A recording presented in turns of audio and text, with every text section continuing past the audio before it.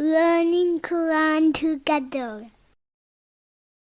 बिस्मिल्लाह अल्हम्दुलिल्लाह वस्सलातु वस्सलामु अला रसूलिल्लाह। सूरह हूद आयत 89। वया कौमी, और ए मेरी कौम, ला यजरिमन्नकुम, हरगिज़ ना आमादा करे तुम्हें, शिकाकी, मेरी मुखालिफत, अयुसीबकुम, के पहुँचे तुम्हें, मिस्लुमा असाबा कौमा नूहिन औ कौमा हूदिन औ कौमा सालिहिन, मानिंद उसके जो पहुँचा कौम नूह को या कौम हूद को या कौम सालिह को। वमा कौम लूतिम मिनकुम बिबईद, और कौम लूत तो तुमसे कुछ दूर नहीं। हज़रत शुएब अलैहिस्सलाम ने अपनी कौम को पुकारा कि मेरी अदावत और दुश्मनी और बुग़्ज़ तुम्हें इस दीन को छोड़ने पर न ले आए और तुम्हें वो अजाब ना पहुँचे जो कौम नूह को पहुँचा, यानी गर्क होने वाला अजाब, और कौम हूद जैसा अजाब या कौम सालेह जैसा ज़लज़ले का अजाब, और कौम लूत जो है तो वो तो वक्त और मुकाम के लिहाज से तुमसे बहुत करीब है। वस्तगफिरू रब्बकुम, और अपने रब से बख्शिश मांगो, सुम्मा तूबू इलैहि, फिर उसी से तौबा करो, इन्ना रब्बी रहीमुम वदूद, यकीनन मेरा रब निहायत रहम वाला बहुत मोहब्बत वाला है। यानी कुफ्र और शिरक जैसे गुनाहों पर तुम अपने रब से बख्शिश तलब करो और खालिस तौबा करो और अल्लाह ताला की अताअत के जरिए उसकी मुखालिफत को छोड़कर उसकी तरफ रजू करो। हज़रत अबू हुरैरा रज़ी अल्लाह तआला अन्हु से रिवायत है कि नबी पाक सल्लल्लाहु अलैहि वसल्लम ने फरमाया, उस ज़ात की कसम जिसके कब्ज़ा कुदरत में मेरी जान है, अगर तुम गुनाह न करते तो अल्लाह ताला तुम्हें दुनिया से ले जाता और ऐसी कौम ले आता जो गुनाह करते, फिर अल्लाह ताला से मग़फ़िरत तलब करते तो अल्लाह ताला उन्हें माफ़ फरमा देता। सही मुस्लिम 6965। इन्ना रब्बी रहीमुम वदूद, और अल्लाह ताला की रहमत से ही गुनाहगार मोमिनों की बख्शिश है। वो तौबा करके रजू करने वालों के लिए रहीम है, लौटने वालों, तौबा करने वालों और मोहब्बत करने वालों के लिए वो मोहब्बत करने वाला है। अल्लाह ताला के अस्माए हुस्ना में से अल-वदूद के मानी ये हैं कि अल्लाह ताला अपने मोमिन बंदों से मोहब्बत करता है और वो उससे मोहब्बत करते हैं। कौलू या शुऐबू, उन्होंने कहा, ए शुऐब, मा नफ़क़हू, नहीं हम समझ पाते, कसीरम मिम्मा तक़ूलू, बहुत सा उसमें से जो तुम कहते हो, व इन्ना लनराका फ़ीना ज़ईफ़ा, और हम तुम्हें अपने दरमियान एक कमज़ोर आदमी देखते हैं। यानी ए शुऐब, तुम्हारी बातें तो हमें समझ में नहीं आती, तुम गैबी अमूर की बातें करते हो, मौत के बाद दोबारा उठाए जाने की, तौहीद और माल में हलाल और हराम की बातें करते हो, ये सब बातें काबिल कबूल नहीं है और तुम अपनी इन्हीं बातों की वजह से सबसे कट कर तन्हा रह गए हो,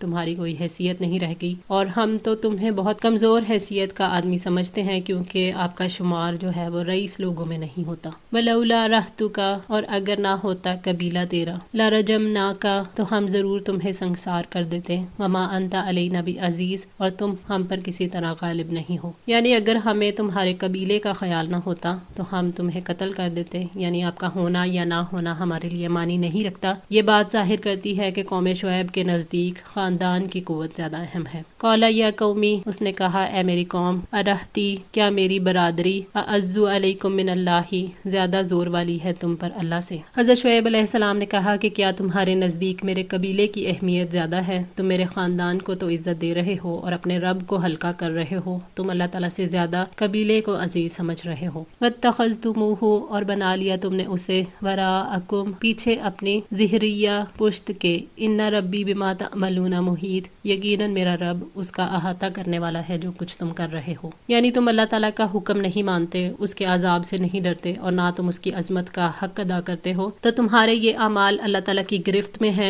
यानी अल्लाह ताला की कुदरत कामिल है। बेशक मेरा रब का इल्म तुम्हारे अमल पर मुहीत है और उससे कोई भी चीज़ छुपी हुई नहीं है, वो तुम्हें तुम्हारे अमाल की जज़ा ज़रूर देगा। वया कौमी मुलू अला मकानतिकुम, और ए मेरी कौम, तुम अपनी जगह पर अमल करते जाओ, इन्नी आमिलून, यकीनन मैं भी अमल करने वाला हूँ। यानी ए मेरी कौम, तुम अपने कुफ्र और तकजीब पर अड़े रहो, अनकरीब अपने कामों का इंजाम देख लोगे और मैं भी अपने तरीके पर, यानी अल्लाह ताला की इताअत, इबादत में इखलास और हिदायत पर चल रहा हूँ। सौफा तअलमूना, जल्द ही तुम्हें मालूम हो जाएगा, मन यअतिही अज़ाबु युख़ज़ीही, कि कौन है जिसके पास वो अजाब आता है जो उसे जलील कर दे, वमन हुआ काज़िबुन, और कौन है वो जो झूठा है। हज़रत शुऐब अलैहिस्सलाम ने कौम से मायूस होने के बाद धमकी दी कि तुम्हें मालूम हो जाएगा कि कौन रुस्वा कुन अजाब का मुस्तहिक है और तुम्हें पता चल जाएगा कि झूठा कौन है, मैं या तुम। जब उन पर अजाब आया तो तब उन्हें मालूम हो गया कि कौन झूठा था। वर्तकीबू, और तुम भी इंतज़ार करो, इन्नी माकुम रकीब, यकीनन मैं भी तुम्हारे साथ इंतज़ार करने لانے والا ہوں۔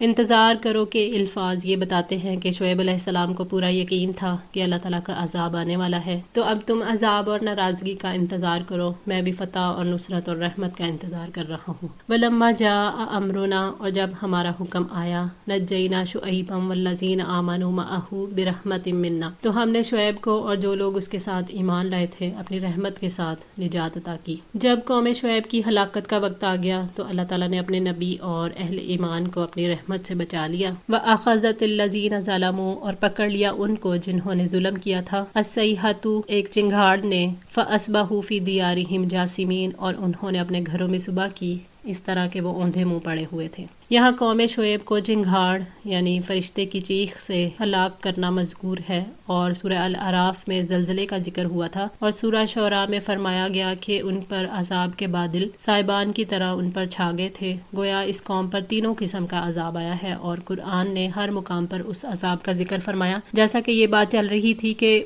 اس صورت میں قوم کا لہجہ اور باتیں گستاخانہ تھیں جو سنگسار کرنے کی دھمکی دے رہے تھے، تو یہاں سخت قسم کے عذاب یعنی چنگھاڑ کا ذکر تھا کہ قوم نے دھمکی دی تھی کہ ہم تمہیں اور تمہارے ساتھیوں کو اس سرزمین سے نکال دیں گے، تو وہ خود اسی سرزمین کے زلزلے سے ہلاک ہوئے تھے۔ اور سورہ شعراء میں یہ مضمون ہے کہ قوم شعیب نے کہا تھا اگر تم سچے ہو تو ہم پر آسمان کا کوئی ٹکڑا گرا دو، تو اسی مناسبت سے وہاں عذاب کے بادلوں کا ذکر فرمایا، اور یہ ممکن ہے کہ ہر مقام پر عذاب کی مختلف اوقات اور کیفیت بیان کی گئی ہو۔ اللہ تعالیٰ نے کافروں اور ظالموں کو بے حس و حرکت پڑا رہنے دیا۔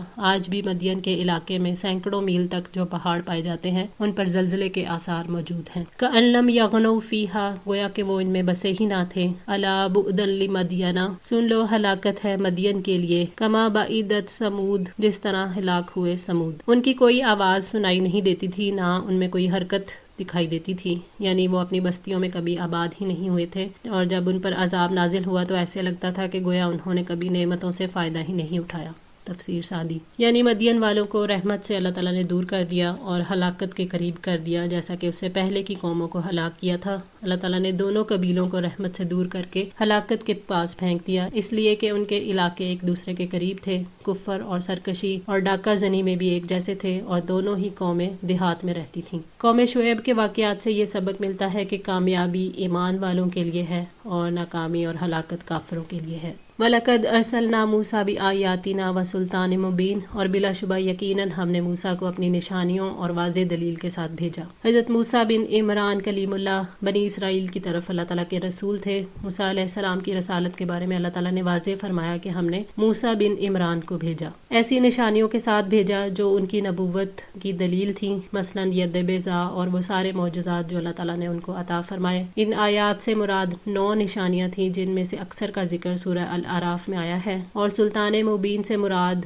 عصا ہے جو کہ ان 9 نشانیوں میں شامل ہے، لیکن کیونکہ اس کی ایک خاص حیثیت تھی اس لیے اس کا ذکر مستقل طور پر کیا گیا ہے۔ الی فرعون و ملائہ، فرعون اور اس کے سرداروں کی جانب، فاتبعوا امر فرعون، تو انہوں نے فرعون کے حکم کی پیروی کی، وما امر فرعون برشید، حالانکہ فرعون کا حکم کسی طرح سے درست نہیں تھا۔ فرعون جو تھا وہ قبطیوں کا بادشاہ تھا۔ اللہ تعالیٰ نے موسیٰ علیہ السلام کو فرعون اور اس کے اشرافیہ کی طرف بھیجا، اور یہ وہ لوگ تھے جو قوم کو اپنے پیچھے چلاتے تھے۔ انہوں نے فرعون کے طریقے کو پسند کیا اور اسی کے پیچھے چلے، اس طرح انہوں نے اللہ تعالیٰ کی وحدانیت کو جھٹلایا۔ حالانکہ فرعون کا مسلک اور اس کا طریقہ گمراہی کا طریقہ تھا، اس میں رشد و ہدایت نہیں تھی، وہ جہالت، گمراہی اور کفر کا طریقہ تھا۔ یقدمو، وہ آگے ہوگا، قومہ، اپنی قوم کے، یوم القیامتی، قیامت کے دن، فاوردہم النار، پھر وہ لے آئے گا انہیں آگ پر، وبئس الورد، اور کتنی بری ہے گھاٹ، المورود، جو وارد ہونے کی جگہ ہے۔ یعنی جیسے دنیا میں وہ ان کے آگے تھا، ان کا سردار تھا، اسی طرح قیامت کے دن بھی وہ ان کے آگے آگے ہوگا۔ جو لوگ دنیا میں کسی کو اپنا لیڈر اور رہنما بنائیں گے، قیامت کے دن بھی وہ اسی کے ساتھ کر دیے جائیں گے۔ اس اعتبار سے فرعون آخرت میں بھی اپنی قوم کی قیادت کرے گا۔ مسند احمد میں ہے کہ نبی صلی اللہ علیہ وآلہ وسلم فرماتے ہیں کہ قیامت کے دن جاہلیت کے شاعروں کا جھنڈا امراء القیس کے ہاتھ میں ہوگا، اور وہ انہیں جہنم کی طرف لے جائے گا اس آگ کے عذاب پر، اور یہ اور زیادتی ہے کہ یہاں اور وہاں دونوں جگہ یہ لوگ ابدی لعنت میں پڑے۔ قیامت کے دن کی لعنت مل کر ان پر 2 لعنتیں پڑ گئیں۔ یہ اور لوگوں کو جہنم کی دعوت دینے والے امام تھے، اس لیے ان پر دوہری لعنت پڑی۔